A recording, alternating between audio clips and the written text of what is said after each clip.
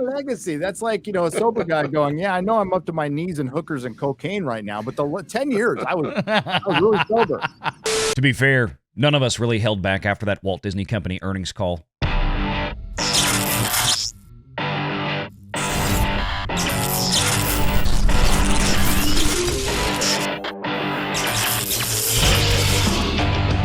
Renegade Online.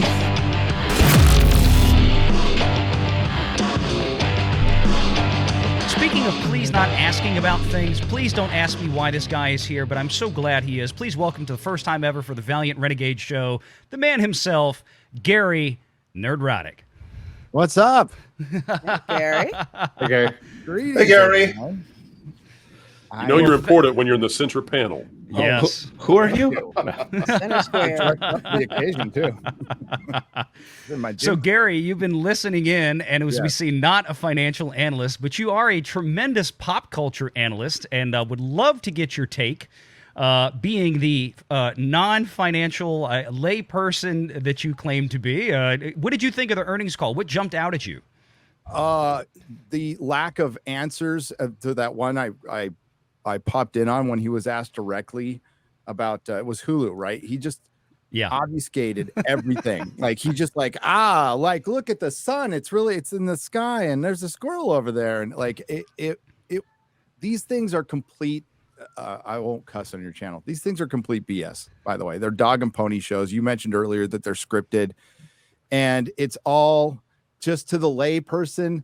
It's like we're going through this act of, well, things aren't as bad as it seems when they truly are culturally, because this is an entertainment company, right? So I talk about the cultural impact of this entertainment company. And in its simplest terms, an entertainment company has to please the masses. And when you're not pleasing the masses, and when you're a family company that has come out against the family, which betrays your core brand, you are in decay. So as you mentioned earlier, it's a huge company. It's not going to get it's not going to go into bankruptcy. I doubt it'll get sold. They might sell off certain things, but my biggest takeaway is it's Bob sitting there in a burning room, like I tweeted earlier, saying everything's fine, everything's great, we're doing great, guys, and look at the cruise ships, and we only lost $100 million on Galactic on what? Oh my God! Galactic Star Galactic Cruiser. Star What was? Wait, let me ask, because I had to trouble. That was like after depreciation, right? So I was jotting something down. Is that the figure that they gave? Because I was writing something and I missed the dollar figure. He said $100 million in depreciation. I'm thinking that's accelerated depreciation. But he said accelerated. He said accelerated. Moving the timing to this quarter instead of the next quarter. So it's more than $100 million in depreciation that they're taking off of that.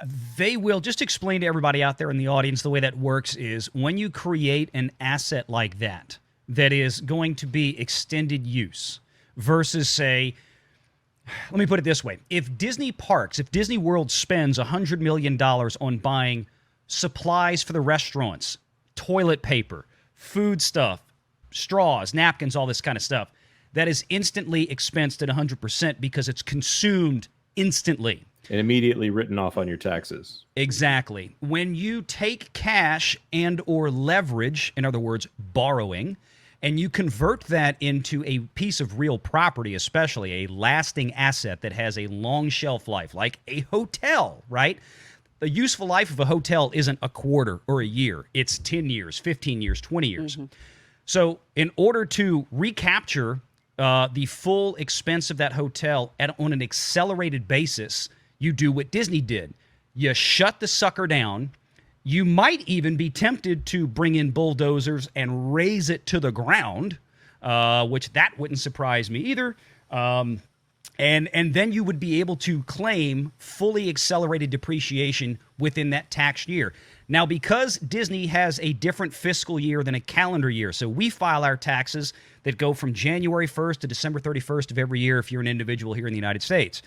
Disney, like many companies, have sometimes a different, what they call fiscal calendar. Disney's, as we always talk about, runs from October 1st to September 30th the following year.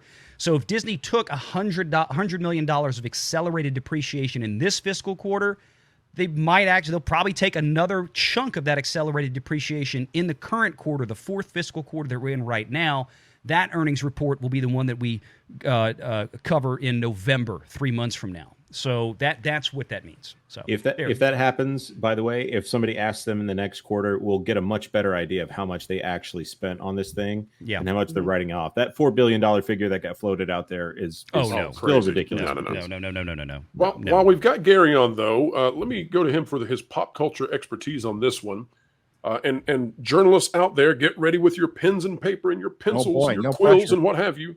But they were very careful today to mitigate the damage that would be done if they just clearly said, hey, we've lost more than 500,000 Disney Plus subscribers in North America over the last 6 months. And so the way they did that, they cleverly switched to talking about the Disney core. And so what that was is they got rid of all the markets that were hurting them, except for North America. And then they threw North America in with all of the markets that helped them. And then they came out with a number that said, hey, growth. That got away from the fact that they have lost significant money. I'm just curious, do you see any kind of show programming, pop cultural zeitgeist on the horizon for Disney, i.e. Loki season 2 or anything that could switch this this movement because people in mass are dropping Disney Plus in North America? Not a chance. The one thing that possibly gave them hope was Deadpool 3, which I'm super skeptical about anyway.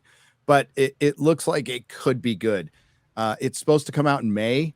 That's not happening with the strike. It's probably going to get delayed a year. So what we have lined up is Loki season 2 will not. It's going to be more of the same. I don't know. They don't have Waldron writing it. They have his assistant writing it. So I doubt. That's a good sign. Yeah. So you have my goodness. The guy. Wait a minute, Gary. What about the Lizzo and Megan Thee Stallion Marvel and Lucasfilm crossover? I was waiting for this. That might bring things back, to be honest. With you. Thank God.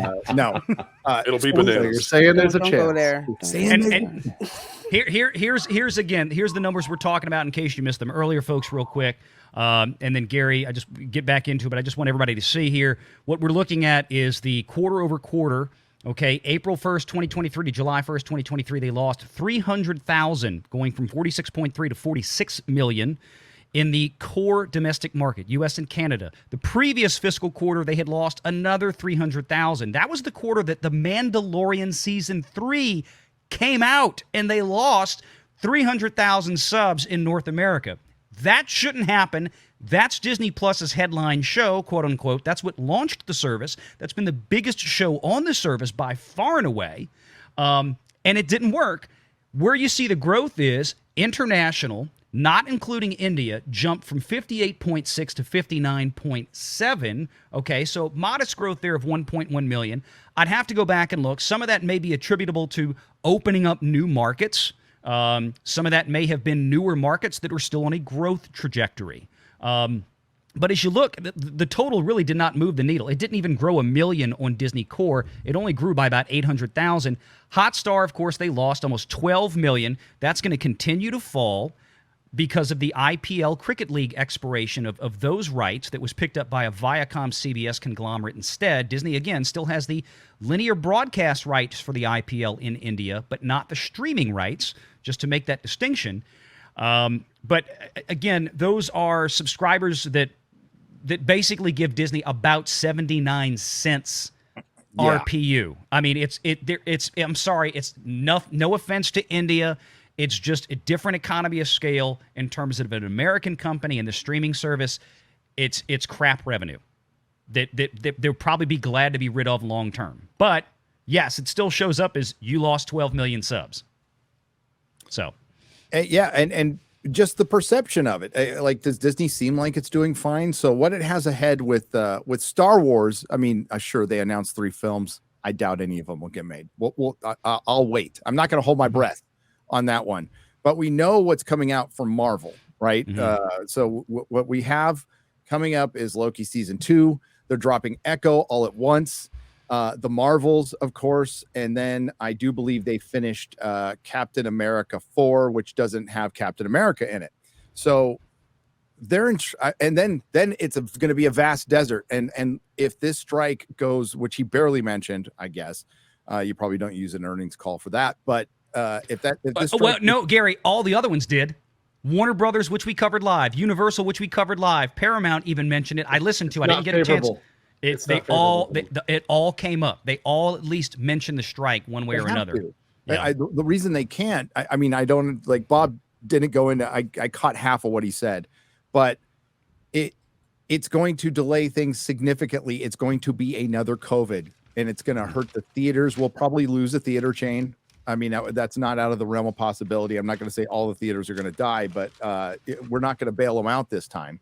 So from the people I talked to who worked in and around shows on Disney Plus, it's the whole process that needs to change. And that's what you're hearing out of Hollywood right now is like the way they approach Hollywood has to change completely because the big tech companies have turned it into a big tech industry for better or for worse, probably for worse. And the shady accounting that was going on with Hollywood from day one doesn't really mesh with corporate accounting. So you have to come up with Disney Core and all this other crap to hide massive losses. And Disney is overspent. That's not news here. You guys have been covering it. They've been freaking crazy. They've been like a cokehead in Vegas with their spending. And, you know, even Bob had to like say, yeah, we're going to spend more wisely now. But are you going to make better content? So back to when the people I've talked to who've worked on Disney Plus shows, to defend them a little bit from their perspective is they sign up for something and it completely changes by the time they get there. So Disney doesn't have showrunners for their shows. They have a head writer who kind of comes in, writes it out, writes a first episode, a last episode. They hire a couple people to fill in the blanks. He or she is not a showrunner. They move on to their other project while they're making the show. They note it to death. Then they try to call these people back and they don't get them back all the time. That's why you always see scheduling conflicts because they shoot from the hip. So they don't know how to make television. So they'll have to like absolutely go back to the drawing board, which they're not going to do.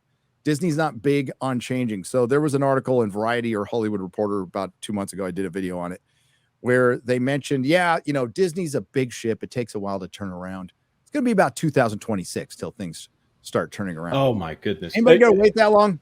I think you guys did a great job today, by the way. It was I love that. I forgot. Yeah, the 10-year thing he mentioned. Well, 10 years ago, we were doing great. That'd be like me going to a meeting. My legacy. That's like, you know, a sober guy going, yeah, I know I'm up to my knees in hookers and cocaine right now, but the 10 years I was really sober before this.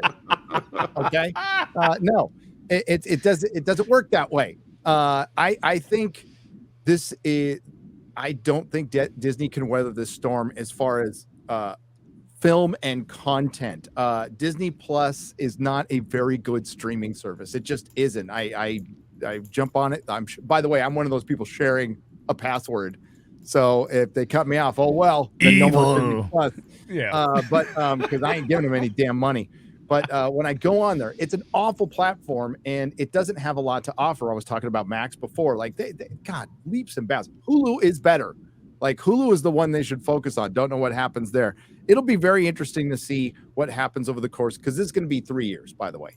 They've got nothing coming down the pike that's exciting at all as far as Star Wars and Marvel or Pixar is concerned, outside of Deadpool 3, which is going to be kind of a gag movie. And I don't even know if it's going to be that good. A rated R Disney movie. We saw with that Deadpool 2 experiment, how well that went, that PG-13 one. It bombed. So I think it's more of the same. I think it's a bunch of insane people thinking, well, Bob Iger will look good to investors. And it didn't. It just didn't. So you guys know the numbers much better than I do. But I just say, like, as a fan, as a paying customer, they're so it's a fair statement. It's a fair statement.